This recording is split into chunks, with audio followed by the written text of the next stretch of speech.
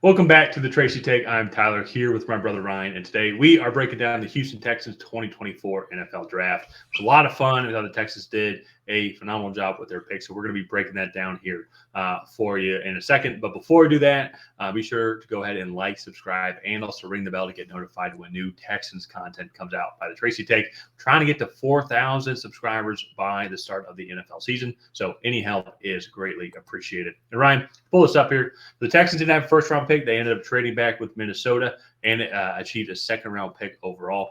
Texans were extremely active in free agency, and so they already addressed, I think, a lot of their key needs. With defensive line, they got Stephon Diggs as well. I thought that they even brought in some good players overall, just in general, just all over the place. Oh, and Joe Mixon also at the running back position. So here, kind of as we were going through our review of the Texans and doing our mock drafts, it felt like it was really kind of any best player available. We did think that cornerback secondary was going to be an area that could be addressed. Just get some more depth and try and just get a little bit better in that area. And of course, here their first overall pick going with Kamari Lassiter out of Georgia. Part of a run of corners here. They almost got Cooper DeJean and Kool-Aid McKinstry. They were just a little short of that. But I think getting a guy like Kamari Lassiter here has a high upside. I think his floor is a little bit lower than both of those guys above. But still, I think he has a lot of potential here in Houston. Yeah, he's not the super high end athlete. I believe he only ran in the 4.5s. But getting him here, very fluid, very good anticipation and route recognition in the corner spot, and very experienced. He started a lot of games at Georgia, playing at a really high level. So overall, I think this pick is solid. He's going to be the number 2 corner next to Derek Stingley Jr., and I think that's going to be a good spot for him because they can kind of play the matchups with the corners that they have there as well. So let's move on to, I believe, their second round pick. Yep. And that's going to be Blake Fisher, the other offensive tackle from Notre Dame. Played on the right side, could kick into guard. He also played a few games at left tackle for the Fighting Irish, and so very athletic guy, very young. I believe he's one of the youngest guys in this draft. And so he still had 2 years of eligibility left. So yeah, I think a great developmental piece, to keep working him. And so he was, as you said, the right tackle from Notre Dame.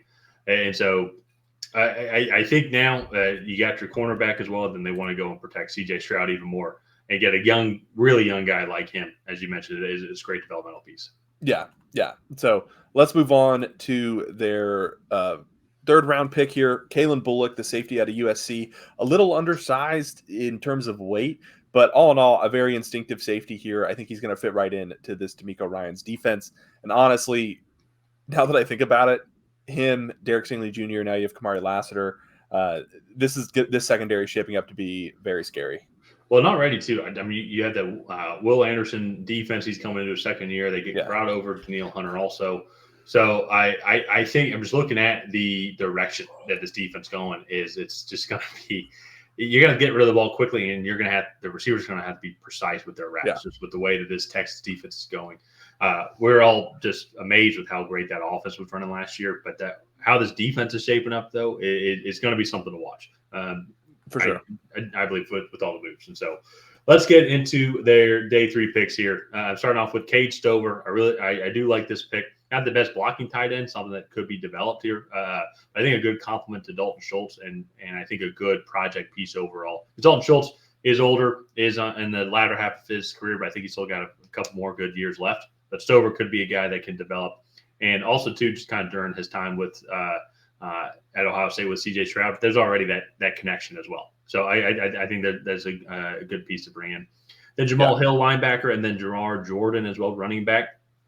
These 2 guys, I think, provide good depth overall to that D'Amico Ryans defense, and also then too Joe Mixon is only going to be there for so long. It seems like Dameon Pierce experiment in Houston is going to be coming to an end. So maybe potentially find a future running back, provide some more good depth too. Yeah, and then just to wrap things up, Solomon Byrd, edge rusher, Marcus Harris, defensive tackle, and Ladarius Henderson, an offensive tackle. All these guys are just going to be good depth pieces, and hopefully, I mean, maybe they'll find a role on special teams or make the roster. Just be a diamond in the rough. So Tyler and I, we did grade all of the drafts that we are reviewing. So let's go ahead and get into our grades. I gave them a B+. You gave them a B. Tyler, why the B? So I graded all of the teams against one another. So I had some teams that were at A's. I think there's about 6 or 7 that were in the A minus to A plus range. And then there's maybe 1 or 2 others that I thought the teams like guys fell to them and they just got good picks that fit their needs. Wasn't like I thought the Texas draft was bad compared to those. I thought it was just a good draft. I thought it was very, very strong, very solid. I think part of this draft too, as well, is going to then depend on how well they did free agency, because they traded off some picks. They did acquire some picks, moved back from 23 then to 42 is if they ended up not making that decision, but they ended up going with a guy like Quinton Mitchell or Terry Arnold, who instead of going with Kamari Lassiter as well. How does Terry Arnold pan out compared to Kamari Lassiter? Was that kind of a waste of a pick? And so I think that's kind of where some of this I think is still to be determined in my eyes. But it was just a good draft. I thought they got a lot of good players that could come in and at minimum are depth pieces. But I also think too can provide a good day one spark come training camp. Yeah, and I felt the same way. I was bigger on Blake Fisher. I like both of the Notre Dame tackles. I think Kamari Lassiter was also good value. He was right on the cusp of being in that like top 5 group that we talked about that we both thought would go in the first round there. Calen Bullock, Cade Stover, I think those are both good value picks as well. And so I just felt, especially for the first 4 picks, they got good value there for all of pretty much all the spots. So I liked it, but all in all, Texans. There were not. There's only a handful of drafts where I questioned. Yeah, and even then too, like I could also make an argument for even those drafts. Like, okay, it was still a good overall draft. The Texans, I think, had one of the better drafts, average to above average of the 32 teams. And we'll just have to kind of see how things pan out, see how certain players pan out.